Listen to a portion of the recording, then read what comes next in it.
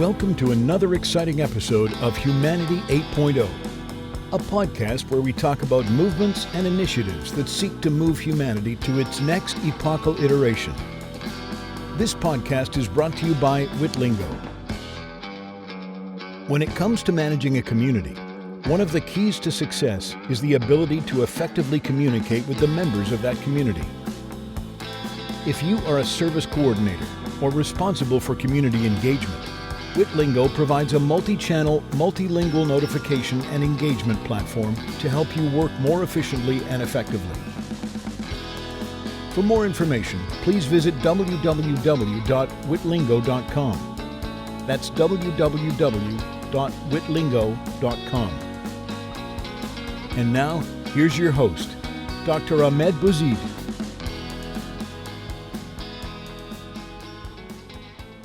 Joe Jenkins, welcome to Humanity 8.0. Thanks for having me. Wonderful. Today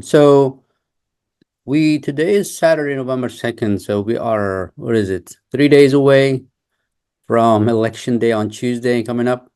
I have already voted, early voting in Virginia. You're in Pennsylvania, right?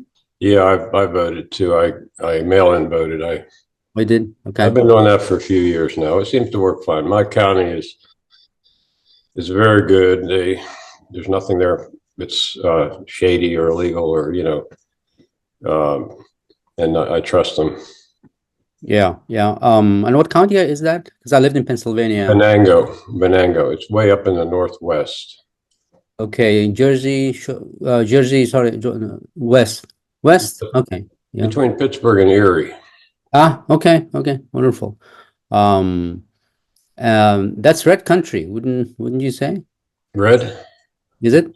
You say red? Yeah. Yeah, very. Is it Republican country? Yeah. Yeah, very. And so one of the things that I really don't like at all is this red-blue thing.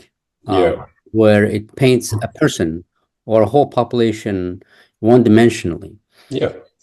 When we are human beings and we make decisions that what one might call blue for this issue and red for that issue, we're very complex. But then they cast us into these. You got to choose the color, otherwise you're nobody. And I really detest that quite a bit. So I want to talk to you about your book, first of all, Direct Democracy, which I own. And thank you for writing it. It's a great read, lots of details.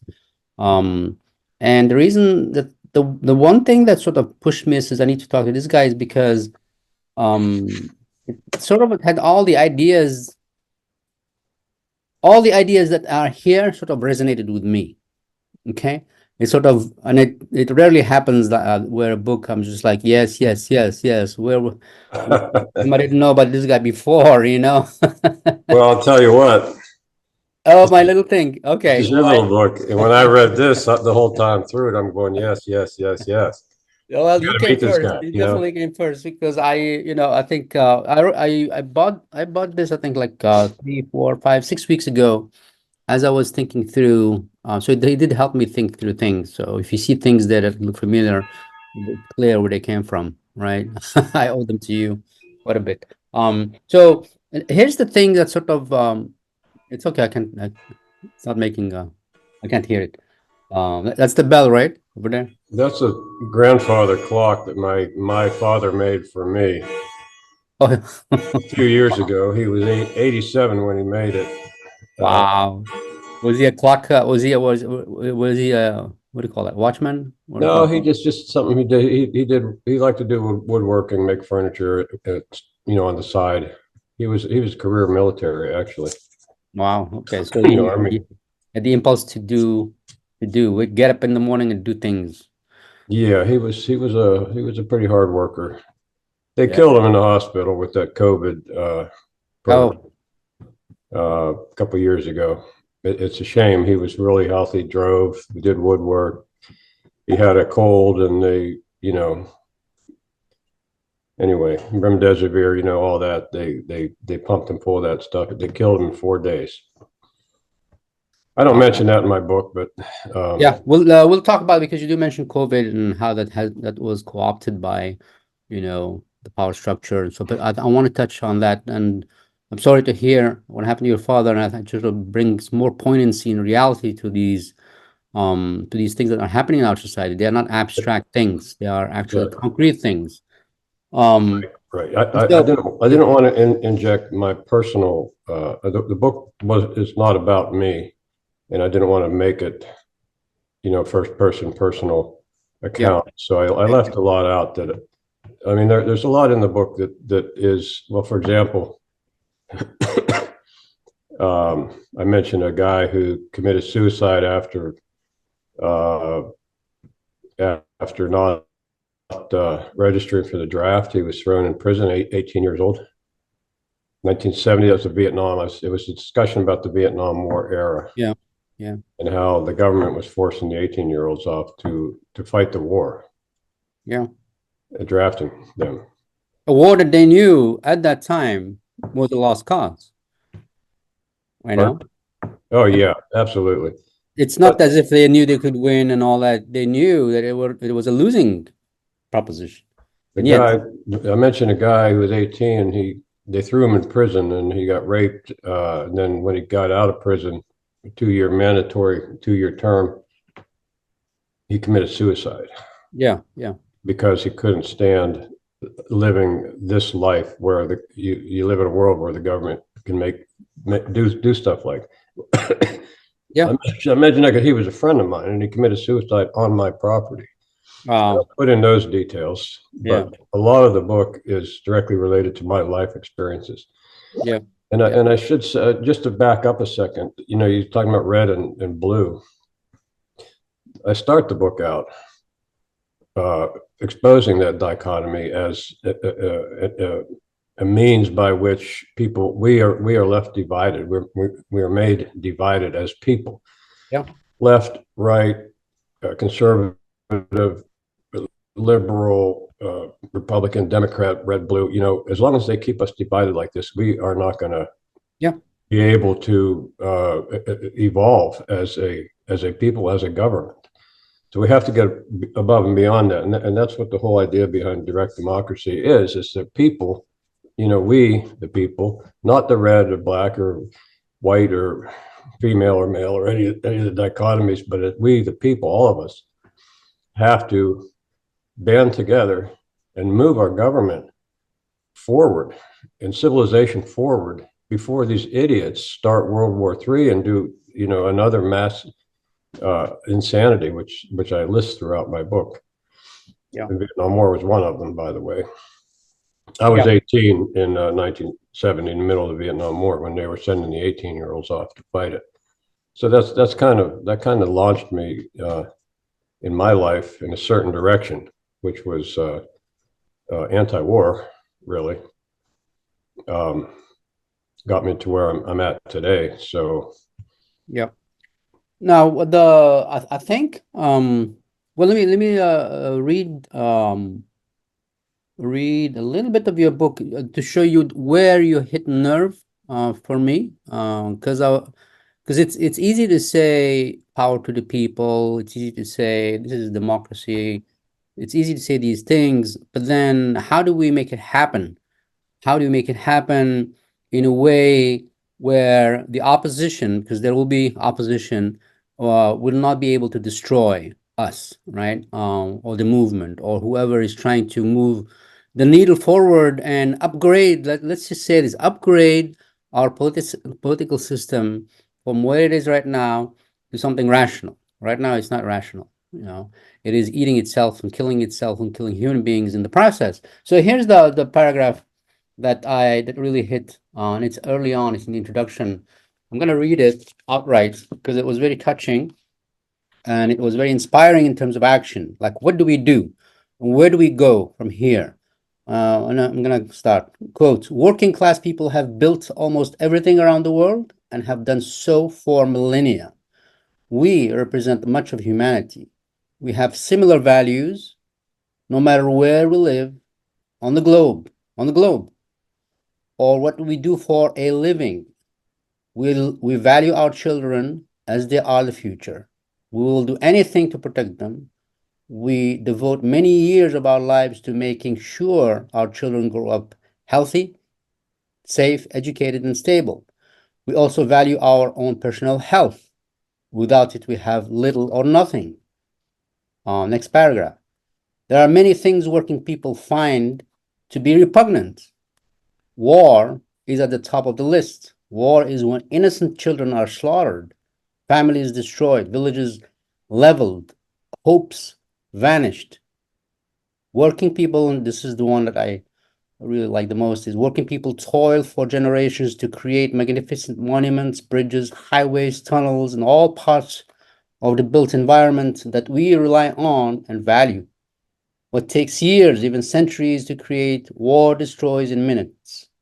War represents the worst of humanity, while those who lead us into needless wars represent the worst of leadership.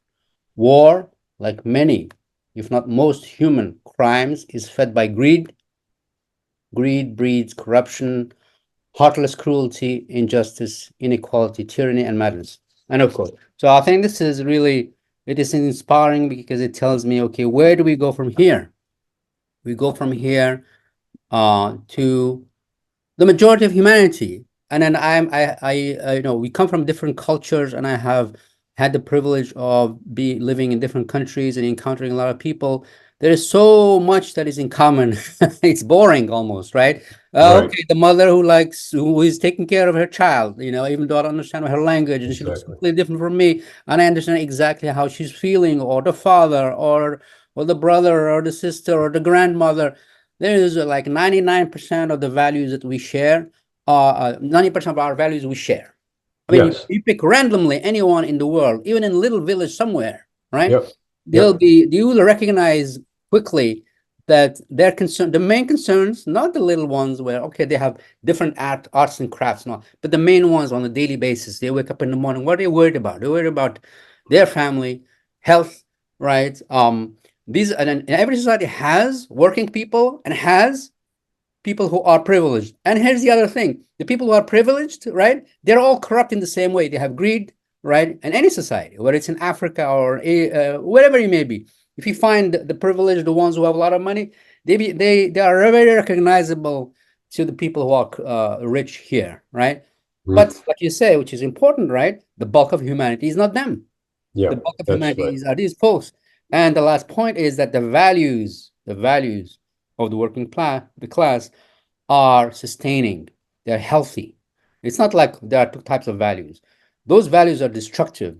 They're not sustainable. They will destroy themselves, and they're everybody else. And you can see those people are not happy, right? They are confused. They're sucked by their. And so for me, that's a very it's an indication. Where do you go from here? Where do we go from here? We go from here by not sort of reforming our government and getting good people there, so to speak. It's enabling, like you said, enabling the working class to have a direct say. Do we go to war or not? Right. Where do we put our money? How much should the budget of the military be? Should we, what should we, I don't know, should we, create universal health care or not? Yeah, if 80% will say yes, then it happens because that's what the people want. So this is, for me, and this is why I think you and I completely jive, is this is something that is worth fighting for because there's nothing else that matters, right? Everything else.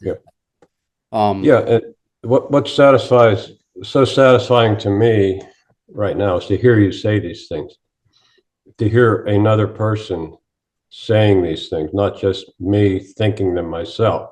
Because the whole point behind my direct democracy book is to try to start this conversation. What I want people to say to me is, what do we do next? How do we make this happen? And that's what we do next. We start asking ourselves these questions and looking for answers. So we before we can solve a problem, we have to know it exists. Yeah.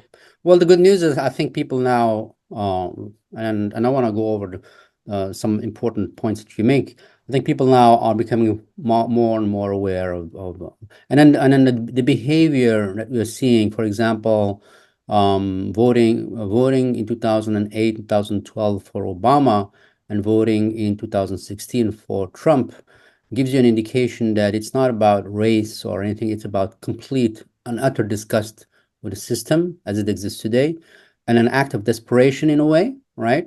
They're so desperate that they're willing to go with this guy who is foul-mouthed and all that and all that. And you know what? He's foul-mouthed and all that and all that. Does that matter, right? What matters? Is it that he insults people, or what matters is that he takes us to war, which he didn't, this guy, this so-called lunatic. He didn't take us to war, and he's turned into a devil. And as far as I'm concerned, I don't give a crap about whether he is moral or not. Why should I? I mean, I don't look to politics for morality or example. I don't ask my children to look at, hey, look at the Donald Trump. He's insulting people. That's very, very bad. I mean, he's not, he right, has power to decide whether we go to war or not. I mean, you should not. It should be the Congress. But he does, and he hasn't taken us to war. Should I care about anything else, really? You know, is my take. And I so it took me a long time to get to this point, by the way. I was like just a regular blind Democrat liberal guy, right? Me too. Who really sincerely believed, you know, and there has been an awakening. And I think not only myself, but a lot of people have awakened to what has been happening. And I think there are some events here. I want to go over, first of all, I want to go over the metaphor of the boiling frog, which is your subtitle, right? The curse of the boiled frog. Maybe you can explain that to the audience. And then I want to hit a couple of other items that sort of illustrate that the last 5-6 years have been crucial in this awakening that I think is happening. Yeah. Well, you know, it's almost like looking into a mirror here when I'm looking when you're talking. Likewise. Tell me the truth. Yeah, I was lifelong Democrat, and in fact, I organized the Green Party in my county, Venango County. That was 15 years ago, maybe. But when you know, I bailed out of the Democrat Party like a rat out of a sinking ship, and same with the Greens. They all seem to just lose their minds at the same time. Yep. I'm registered non-aligned right now, and you know, I'm voting for Trump. I did not vote for him the first time. I did not vote for him the second time, but I am going to vote for him this time. The reason is, I mean, many reasons, but the United States government is a business. It's probably the world's biggest business. It's a conglomeration of thousands of businesses working together. And what you need is a business person, somebody with business savvy to manage this whole ship. Mm-hmm. It doesn't matter what color your skin is, what gender you are, you know, it doesn't matter what your sexual preferences are. None of that matters. It matters whether you have business savvy and can organize and coordinate business operations. So that's one reason they want to get him out, is because he can do that. And it upsets the apple cart, meaning the United States of America is really the United States of embezzlement. Our money is being embezzled by people who work in the government. That's why we have a $35 trillion debt, increasing exponentially. But as far as boiled frogs are concerned, we're talking about the global community, you know, and all of that. And I've traveled a lot. I've been to a third of the countries in the world. I've been to 64 of them. Wow. And a lot of them multiple times, you know. So I've been in Africa, Asia, Central America, South America. And people are basically the same all over. That's the point. You know, we have the same values. We love our children. We want our children to grow up and be happy and healthy. We want secure homes. Yeah. We want freedom from tyranny and, you know, all that sort of thing. We want our tax revenue spent wisely. You know, our government's supposed to serve us. You know, but I quit.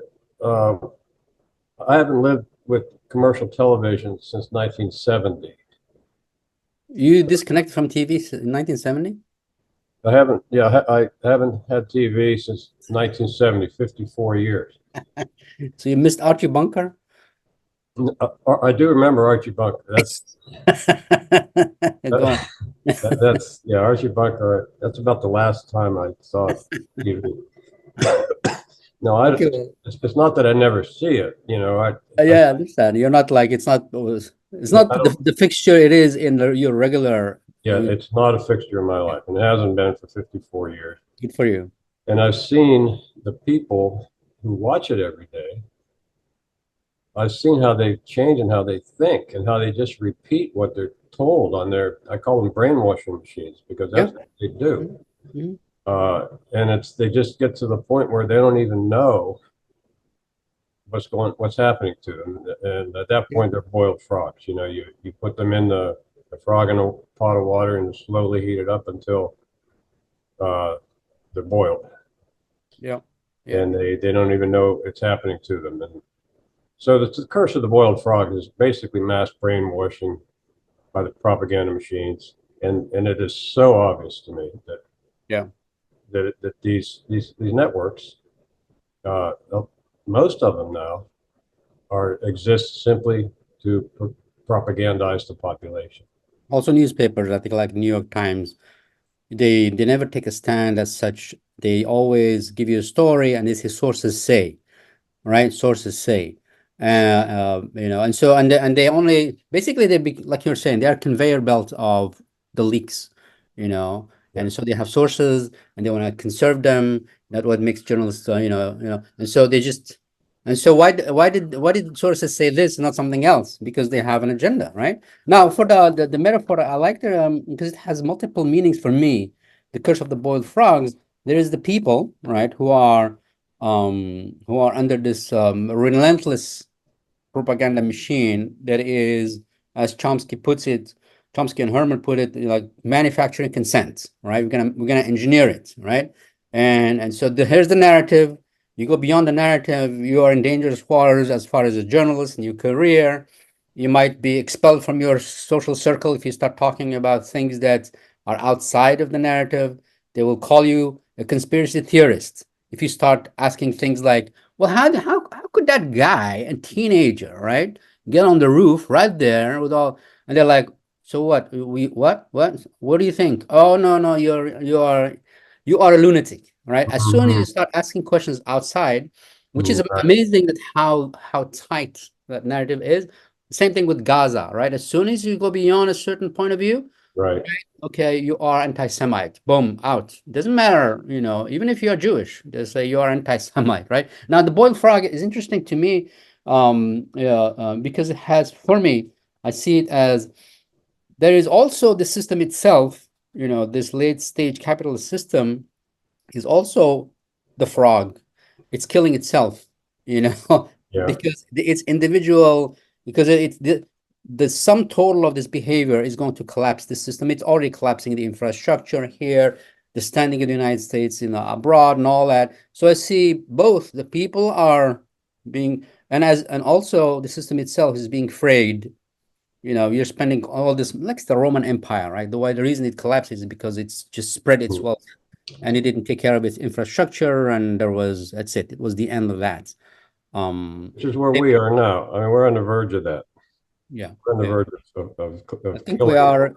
I agree. I think we have started down that road, right? And if it means that the United States won't have 850 bases around the world, that is a good thing. In many ways, that money comes back home.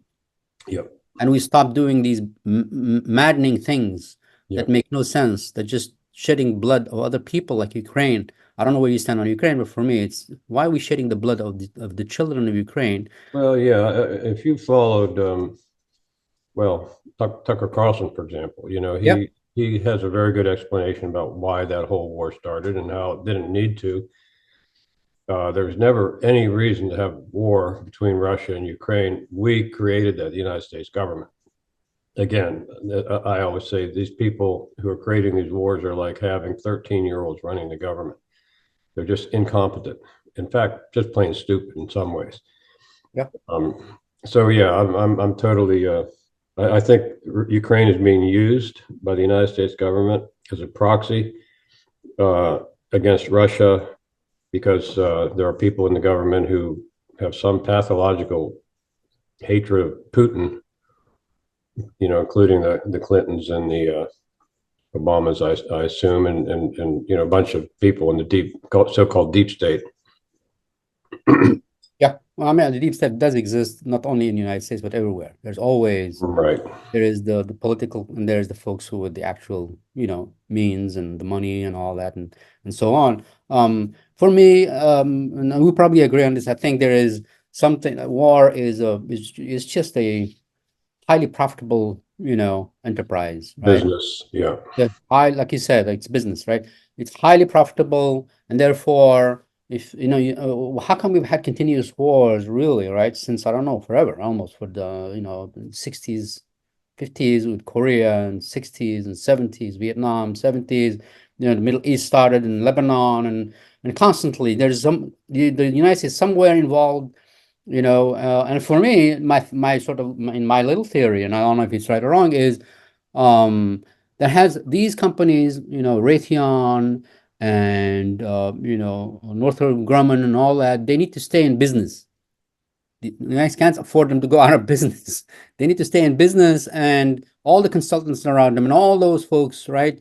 The justification needs to be made to the American people and to the Congress. Congress is just there as this, to that we need, that there's threats everywhere. We have threats, right? And I think they panicked when the Soviet Union collapsed. I don't think they were. I mean, but because the big enemy was gone, and all of a sudden they're searching for the Islamics, maybe, and then instead of Russia, well, let's not accept Russia into the NATO, because then we have eliminated the reason to spend so much money on. So for me, it's like that, In addition, and I totally agree with you, I continue to be amazed just how stupid. I mean, I'm gonna use that word because how stupid many of these Congress people, uninformed, unintelligent, unwise, unprincipled, right? Easy to buy, easy to sell, right? They are, and there they are, right? The question is, how did they get there? And then we go back to this boiling of the frog, because they tell you vote blue, otherwise the sky will collapse, right? And for me, it's this dumbness of these folks, this increasing conscience. And let's get into that. I think the COVID. Let's talk about COVID, because I think it was a pivotal moment, if you want to call it that, in raising consciousness of people, right? Realizing that that things are not, the narrative is a little bit false, if it's not completely false. They're starting to doubt, I think. And I think one of the reasons, and you tell me what you think, one of the reasons is because for 2, 3, 4, 5 months, several months, people had time to sit down and think. They were not in the hamster wheel, right? And one example of that is, like, they started thinking, why do I need to go to the office? I mean, it's not a factory. I can just do my work here, But the office is where people get controlled maximally, right? And where they get brainwashed, and where they go to meeting. But here, they started saying, why do I need to go to every day an hour of this, an hour of that? And well, I'm not more productive there. In fact, I waste more time. Let me do it here. And we can see the backlash against that. Not right now. Like Amazon is saying, you got to come to the office otherwise, right? Because these folks started. And so this, for me, an element of the turning point is how people started to take a step back and think about their life, think about, well, how come we are in this state? Think about, with the COVID impositions, right? Like maybe I believe in vaccines, maybe I don't, but why is the government being so harsh and so demanding and so insisting on total obedience when it's completely reasonable to say, it's my body. I don't want to do like an experimental. I'm not like a guinea pig, right? So anyway, I want you to just think, because you clearly have thought through this, and you've had personal experiences, that are, really dramatic. So why don't you give me a sense? Do you think that it was a pivotal moment in our sort of evolution, if you want to call it that? Well, I hope so. The biggest chapter in my book is the Scamdemic. That's the title of the chapter, Scamdemic, and it's the largest chapter in the book because I really wanted to document and record what happened from 2020, actually 2019, to up to present time, to the time the book came to print, which was just in September this year, really 6 weeks ago. And because here we have a presidential election cycle, and we just went through this whole period where they shut down businesses, made them go bankrupt, put 40 million people out of work, forced drug injections, et cetera, masking and school closures and all this stuff. And not a word about it. Not a word about it in the presidential campaign trail. Not a peep. They're completely sweeping this under the rug. They're completely memory holding the whole thing. And I felt I needed to record this for at least people in the future. If the people today can't face it and don't want to talk about it or read it, that's one thing. But the people in the future are going to look back at what happened, and they're going to shake their heads in disbelief. Walking down grocery store aisles in one direction and staying 6 feet apart with a mask on your face to buy a box of Cheerios. I mean, who that? And I'm stating a fact here, a fact. Who in the future could you say that to, and they would believe it? It's unbelievable what they imposed on us. So, in the fact that, frankly, my book is unvarnished. It's not. I'm not trying to. If people's feelings are hurt, I really don't care. My point is that I have an opinion. You have an opinion. Let's hear everybody's opinion. But they pushed Trump out in 2020. Like I said, I didn't vote for him, but I saw the whole thing. And here in Pennsylvania, he had huge support. I voted third party, by the way, in the last two presidential elections. But they pushed him out. And as soon as they pushed him out, they stuck in their puppets, Biden and Harris. Yeah.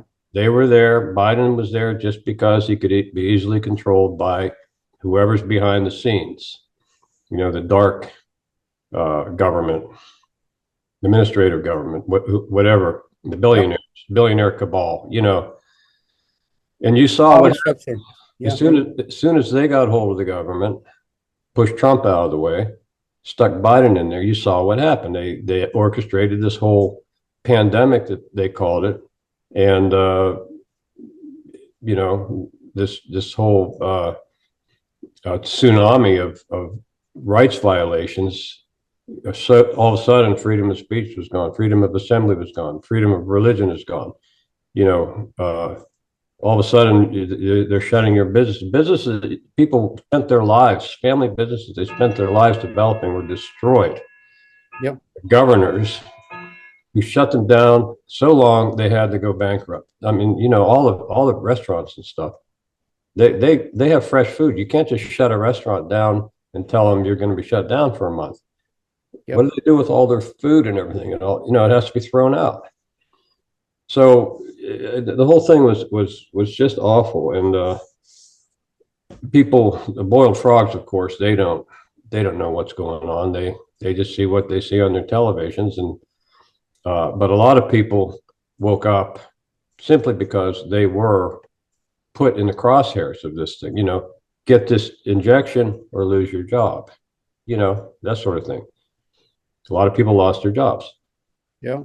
And there's some backlash now. There's lawsuits and whatnot. There's in Canada and the United States and in Australia. And I point out at the beginning of that chapter on the Scamdemic, I point out that The United States had more deaths attributed to COVID than any country in the world by far. India, with 5 times our population, had about half the deaths. You're saying per capita, we had the most per capita? Yes, per population. So, in countries that did nothing, no masking, no injection, had hardly any deaths, relatively. Yeah. And I point that out because I say I've traveled a lot. I've been to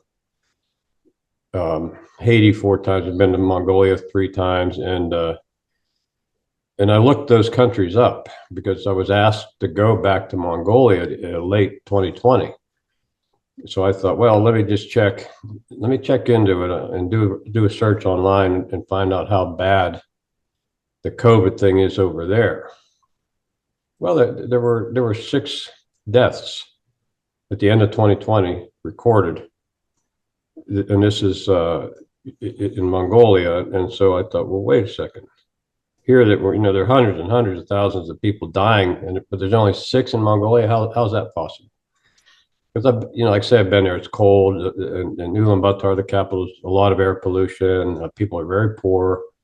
They are living on like $2 a day.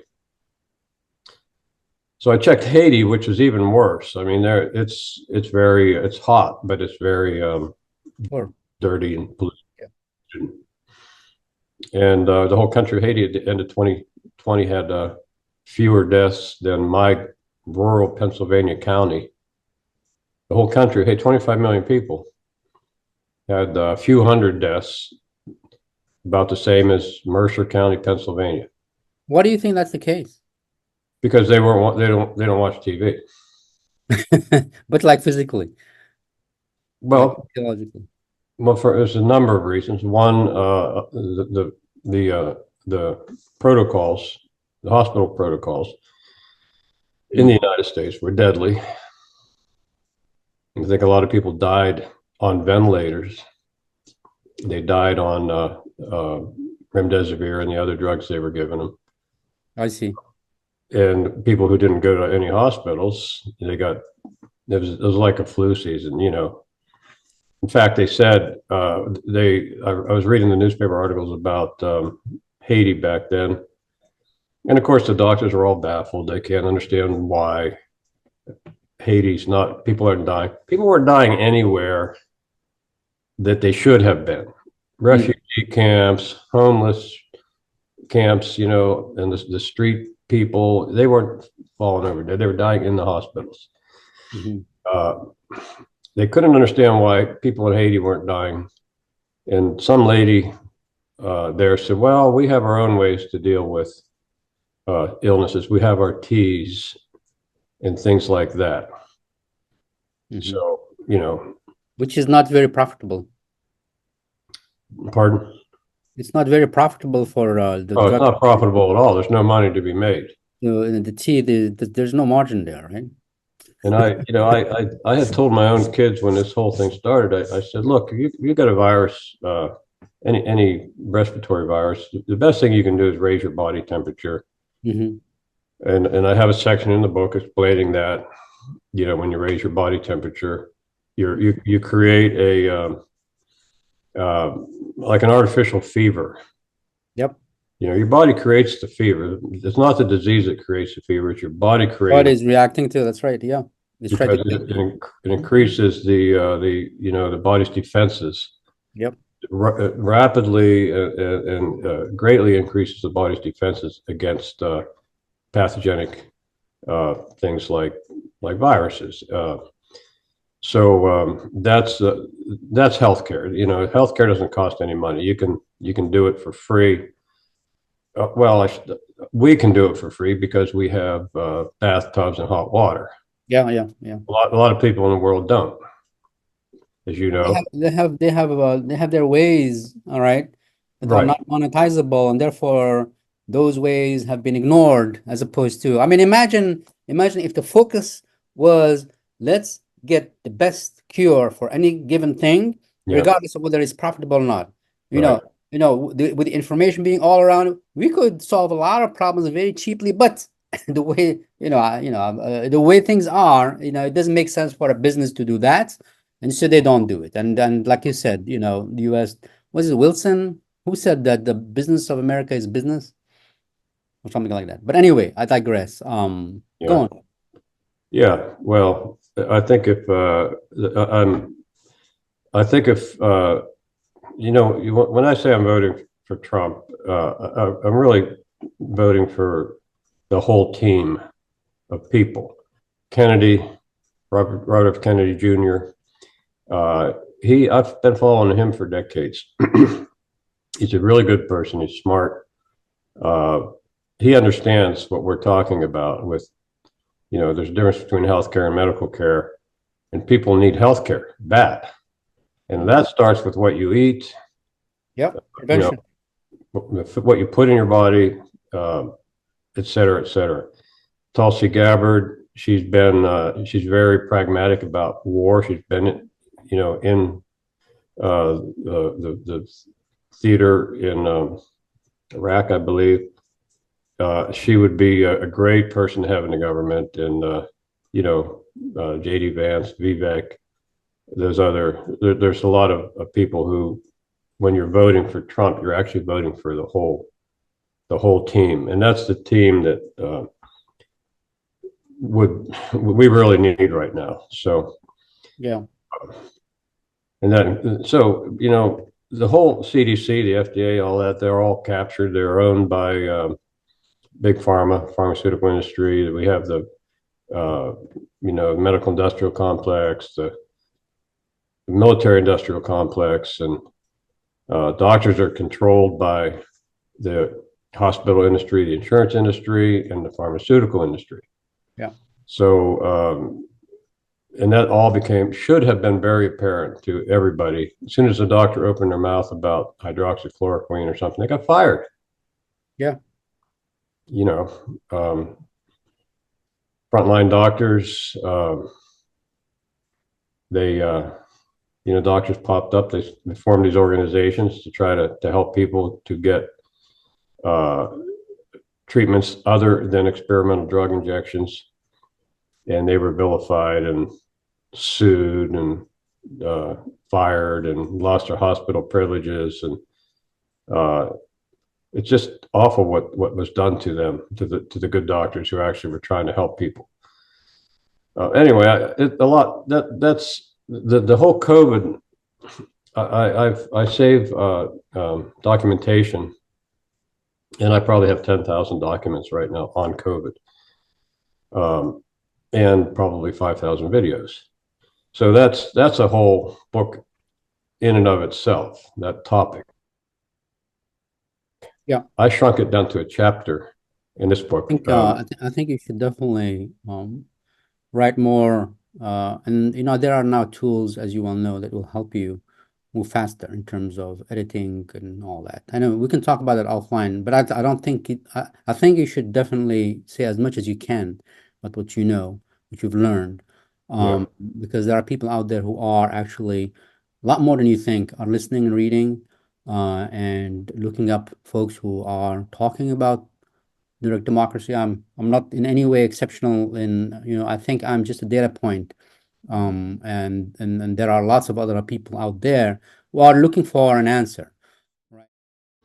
You've been listening to Humanity 8.0 with your host, Dr. Ahmed Bouzid, founder and CEO of Witlingo.